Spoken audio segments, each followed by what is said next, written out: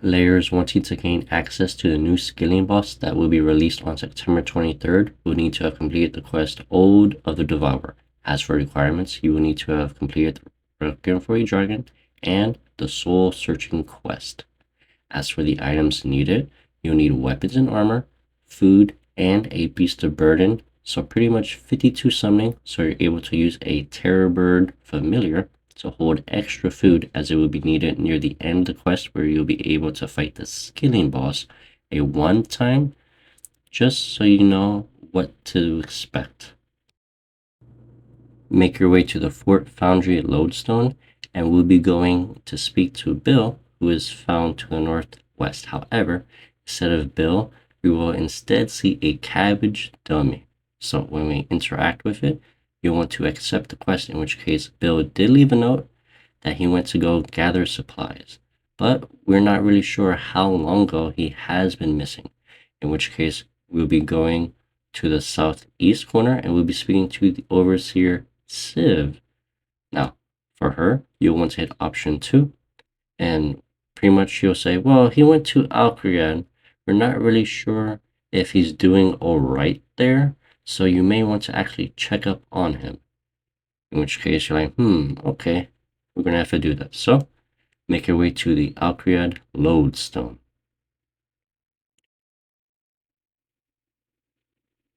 From here, once the area finally loads, just a couple of tiles to the west of you will be the quest icon.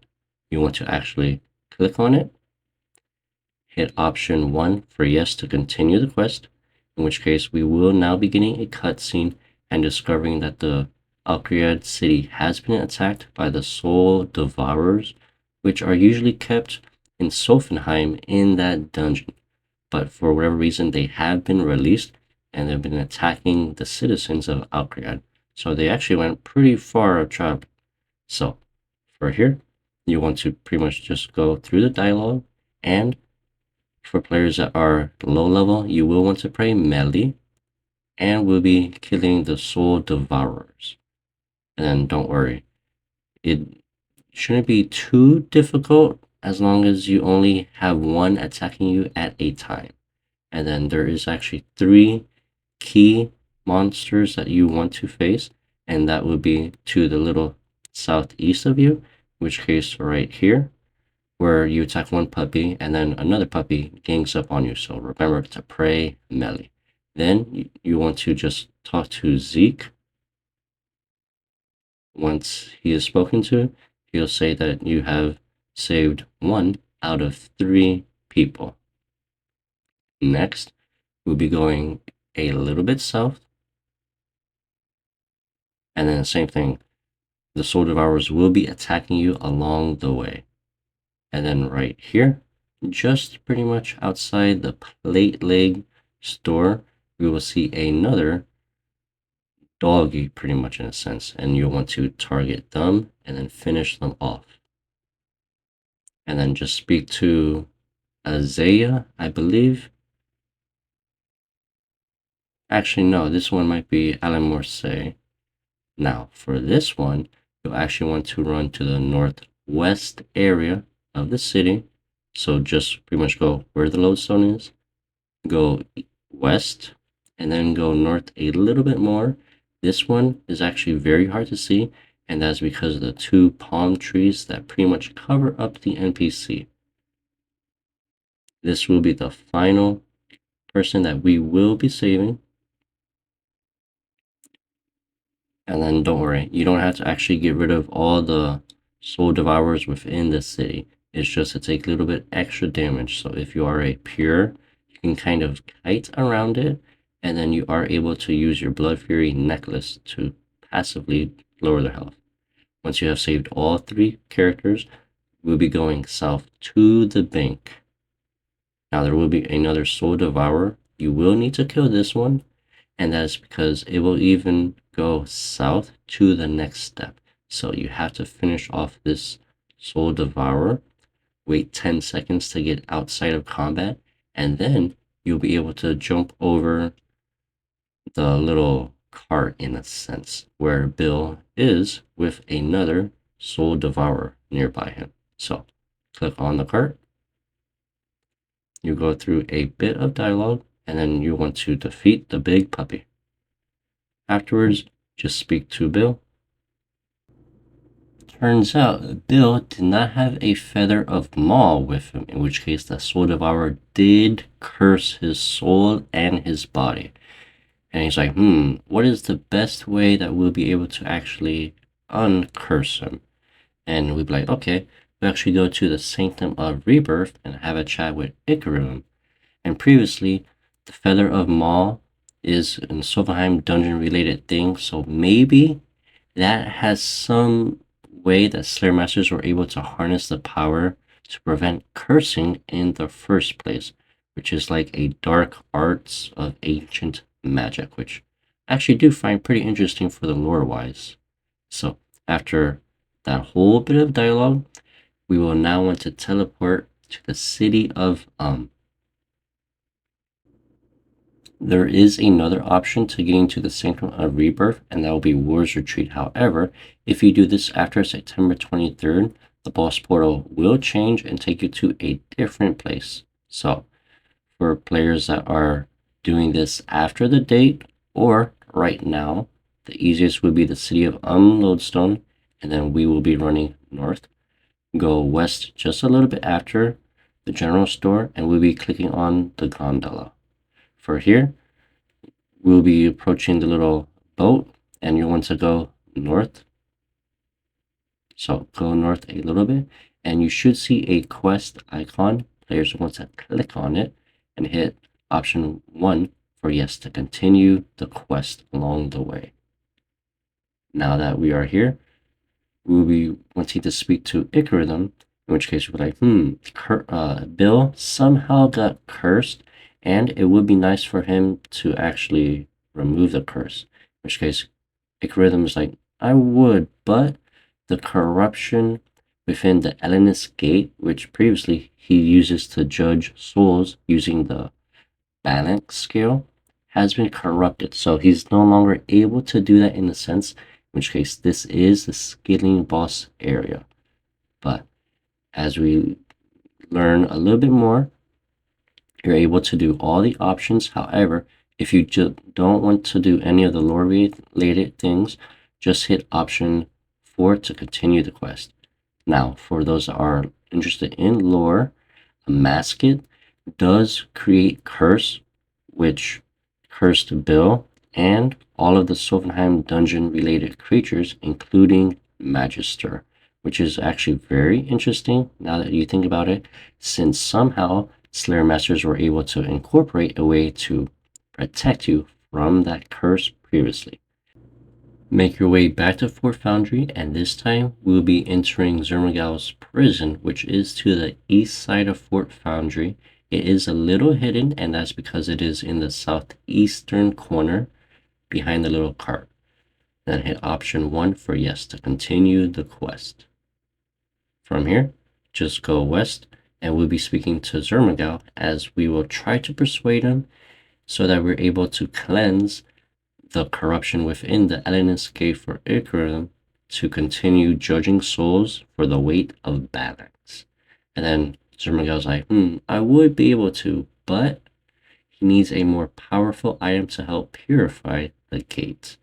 In which case, now if you DC or disconnect anytime throughout this quest, you're actually able to teleport back and then return back to the command center, enter the prison, and then collect Zemouregal again, as some issues might be lagging you, mainly for like the boss fight and some other things.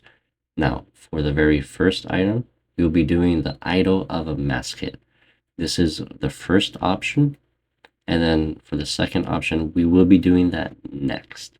So just hit option 1, and you'll be like, okay, well, we'll actually want to go to the Shanty Pass, which is by the Cowfight Hive. So make your way to the Kharid Lodestone. From here, you should see Zemouregal following you. If not, you'll actually want to go back to Fort Foundry and make sure to finish all of the dialogue. Now, we'll be going to the Shanty Pass, which does not require a Shanty Pass anymore. And from here, we'll be going west all the way. If you are a skiller, you may need a water skin or two, and maybe food, as the nearby wolves and camels will be attacking you. So just continue going all the way west.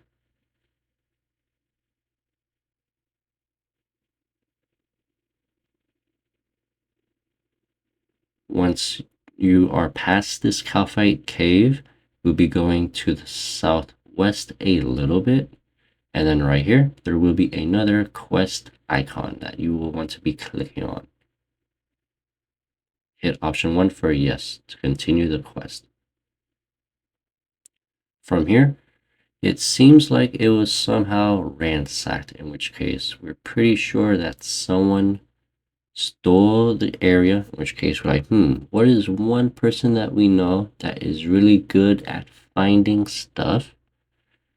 And then you're like, well, I'm not really sure, in which case now Zemouregal will leave us for a bit and we'll be talking to Kharid.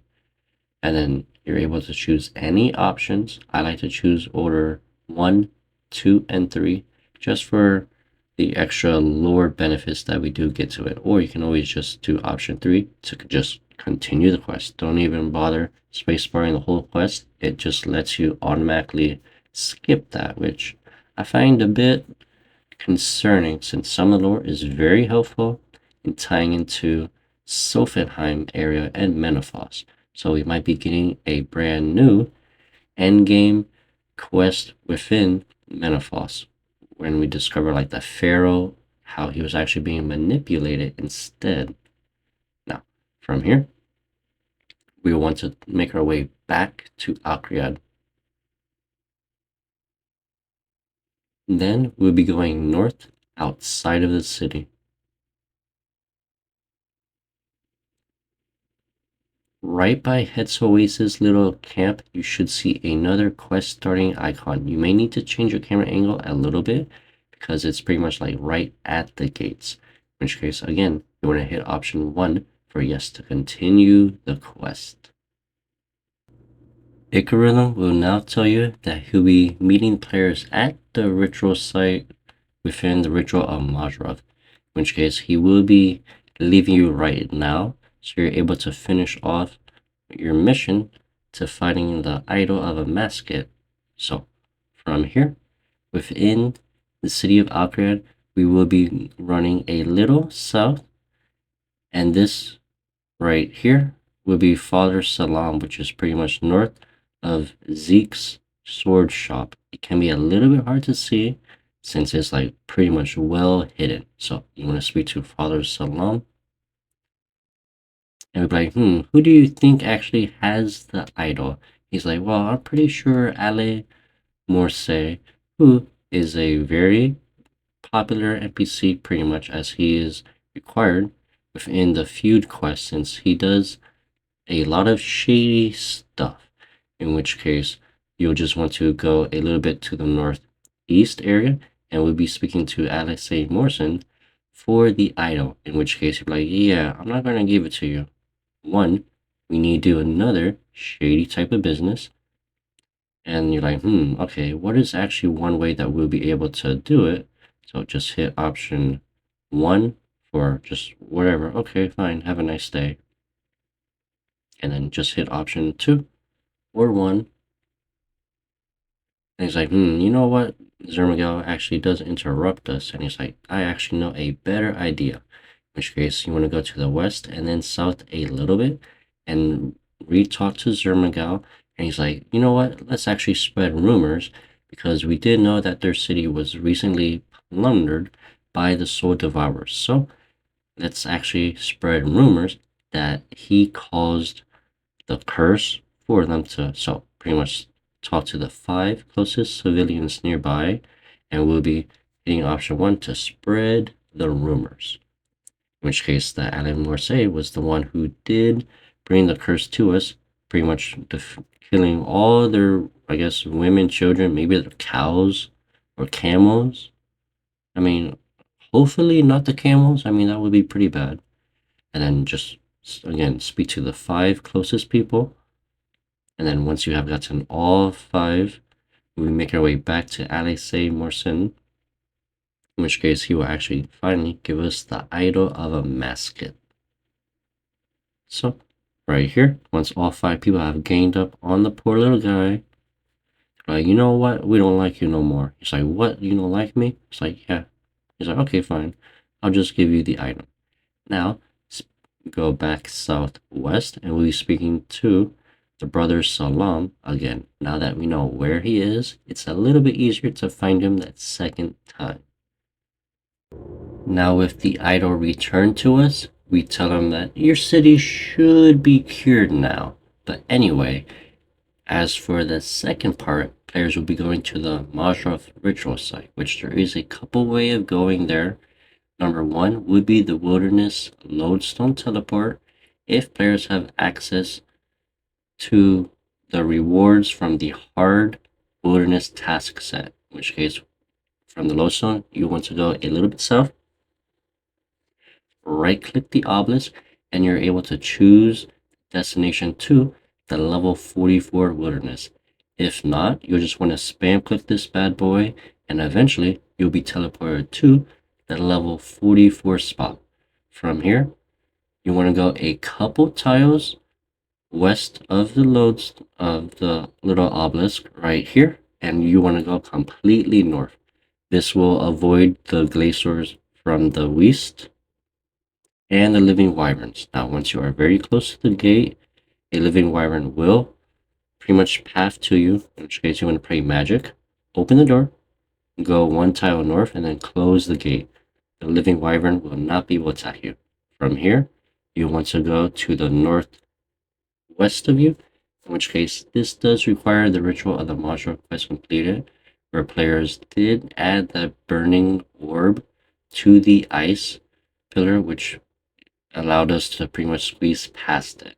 Now, if you do not have this quest completed, you'll actually want to go a different route, and that will be going to the Fort Foundry at the very center of the area. Speak to Zemouregal, and he will teleport you to the ritual site, which is extremely good for Pacific quest locked accounts. And then right here, just go through over the rumble, and then change your camera angle so you can see this painful door, and then just click through it. And then voila, we are here, in which case we'll be going to the southwest area, which again, Zemouregal will take you if you do the Fort Foundry method, and then there will be a little quest icon. Now, there is actually another method, and that is if players have the quest cape and pretty much access to fairy rings, you are able to use code DKQ to go to the Glacier Cave. From here, you'll simply want to run north and then go through the exit. Once that is done, you'll just want to go to the northwest. It just depends on which method that you do have access based on the content and quests you have completed. Then finally click on the quest icon. Hit option 1 for yes. Now that we're here, speak to Ikridum and Zemouregal. Pretty much they'll tell us that, we need to somehow search the nearby areas for something that could help us to absorb the rune mitral star. So just hit option 3 for yes to just continue it if you don't care about the lore based. If you do, just go through chat 1 and 2 to find out a little bit more about the hidden lore. Now, after this, players will have access to searching the 7 nearby bodies around the ritual site. You want to search every single one until you have found a little rune and a ceremonial dagger. So just search all 7 bodies.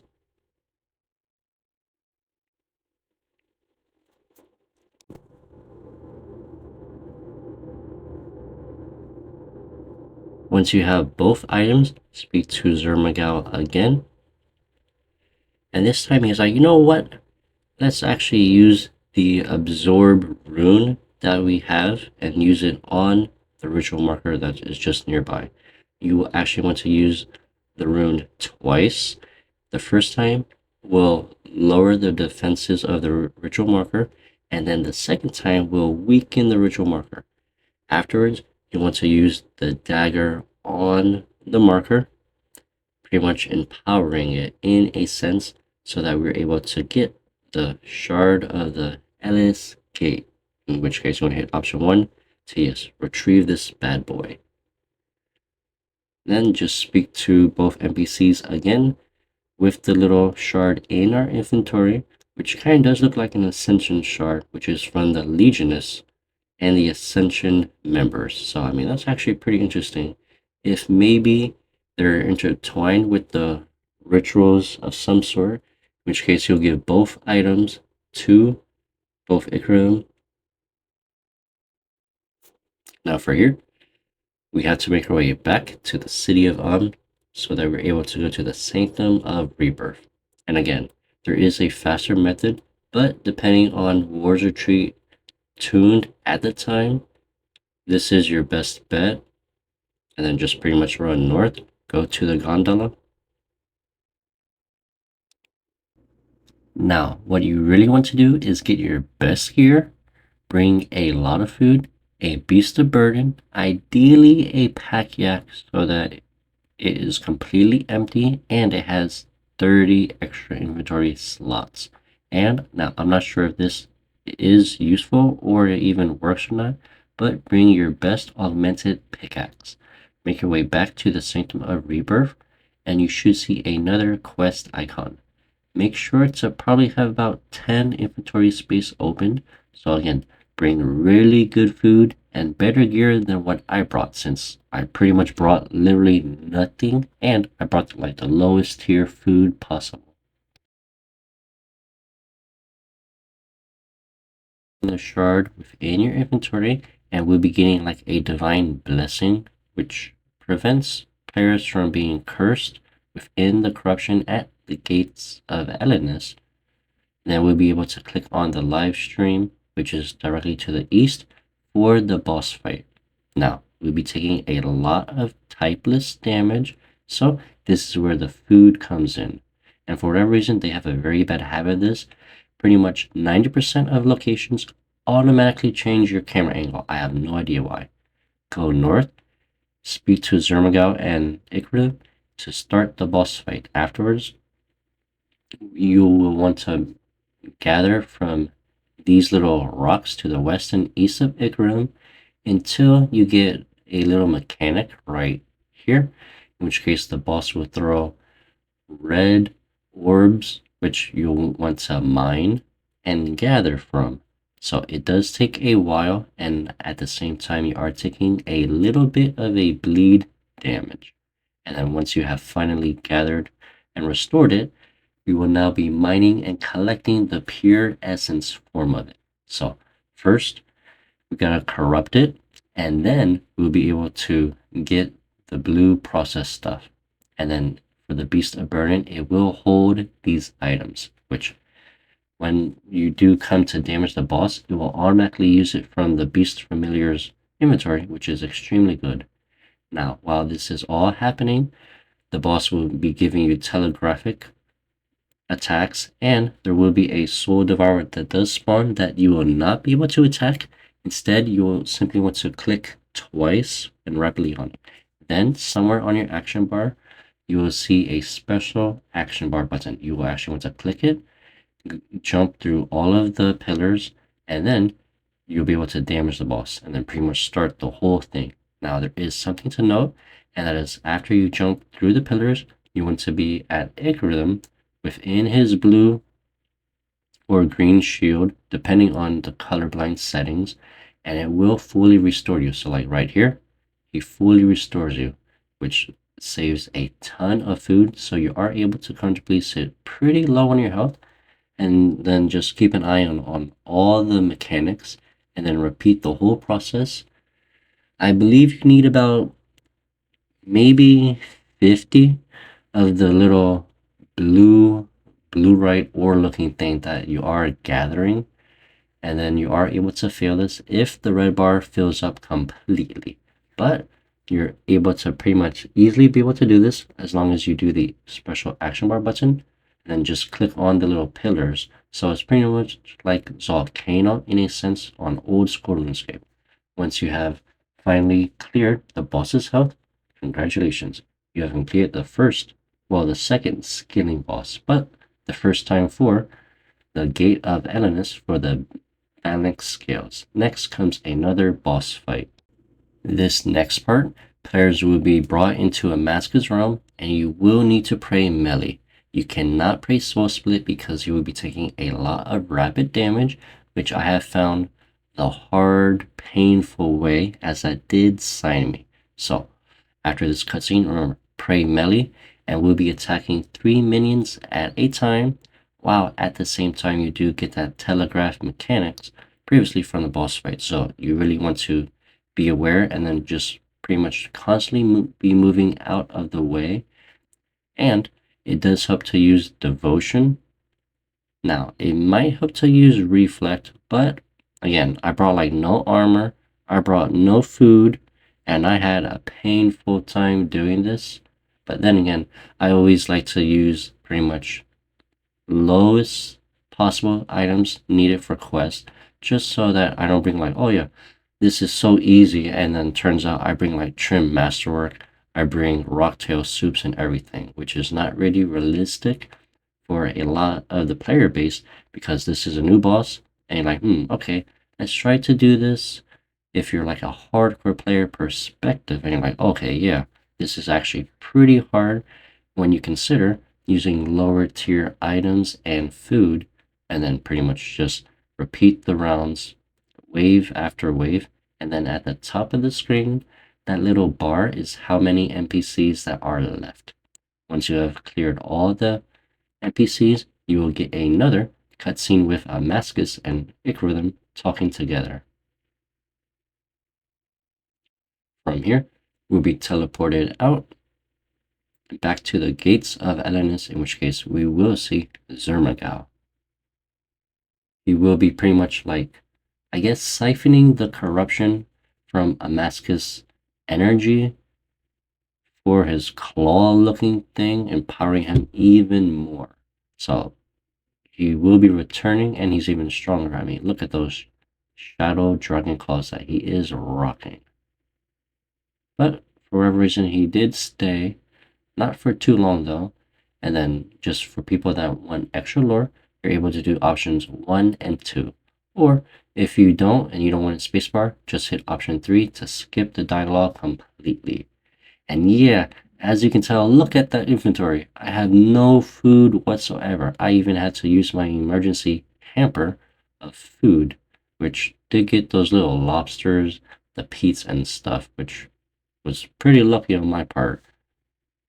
Now that we're here, you want to make your way to the Fort Foundry lodestone to finish off the quest, and we'll be pretty much going to Zemouregal's prison, which again is to the southeast corner within our Fort Foundry, although it's a little bit hidden, but I mean, I guess that's good for security issues, that when someone's like, okay, let's rob this place, and they're like, where's actually a prison full of powerful guards and or like a vault or money.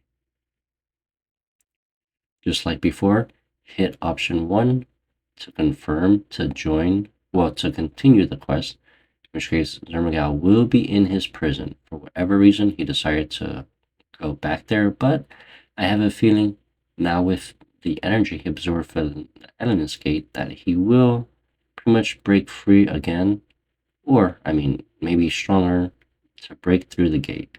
But anyway, doing so will have completed the quest. Now, this has a very powerful necklace, in which case players are able to wear to earn 3% crafting and fletching experience, which is extremely good, as eventually all skills will be going to level 110. So this is massive improvements, and it's a skilling necklace item, although I wish they made some other improvements to the previous skilling necklaces. With that, thank you all so much for watching this long, painful, real-time quest guide on Ode of the Devourer. Thank you all so much for watching this and enjoy the rest of your day. Don't forget to like, subscribe, or comment down below any video suggestions or questions you have, and I will try to answer them. And enjoy the rest of your day.